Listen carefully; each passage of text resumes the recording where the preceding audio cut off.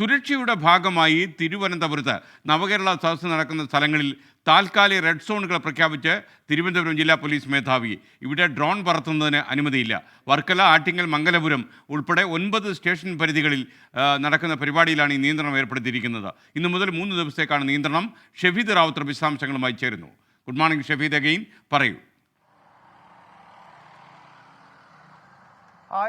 ഉച്ച കഴിഞ്ഞ് ചടയമംഗലത്ത് നടക്കുന്ന നവകേരള സദസ്സിന് ശേഷം നവകേരള യാത്ര തിരുവനന്തപുരം ജില്ലയിലേക്ക് പ്രവേശിക്കുകയാണ്. വർക്കലയിലാണ്, വർക്കല ശിവഗിരി മൈതാനത്താണ് തിരുവനന്തപുരം ജില്ലയിലെ ആദ്യ നവകേരള സദസ്സ് നടക്കുന്നത്. വലിയ പ്രതിഷേധ സാധ്യത സർക്കാർ മുന്നിൽ കാണുന്നുണ്ട്. ഇതിന്റെ അടിസ്ഥാനത്തിലാണ് തിരുവനന്തപുരം ജില്ലാ പോലീസ് മേധാവിയുടെ ഈ ഉത്തരവ് വന്നിരിക്കുന്നത്. അതായത് ഈ വർക്കല, ആറ്റിങ്ങൽ, മംഗലപുരം, വെഞ്ഞാറമൂട്, നെടുമങ്ങാട്, ആര്യനാട്, കാട്ടാക്കട, നെയ്യാറ്റിൻകര, പാറശാല സ്റ്റേഷൻ പരിധികളിൽ ഡ്രോൺ പറത്താൻ പാടില്ല എന്നുള്ളതാണ് നിലവിൽ ഇപ്പോൾ ഈ ജില്ലാ പോലീസ് മേധാവിയുടെ ഉത്തരവിൽ പറയുന്ന ഏറ്റവും പ്രധാനപ്പെട്ട കാര്യം.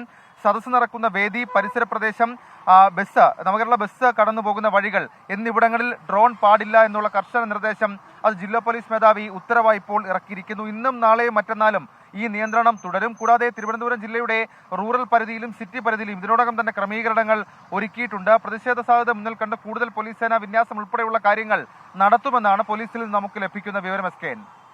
Okay, thank you Shefeed Rawther.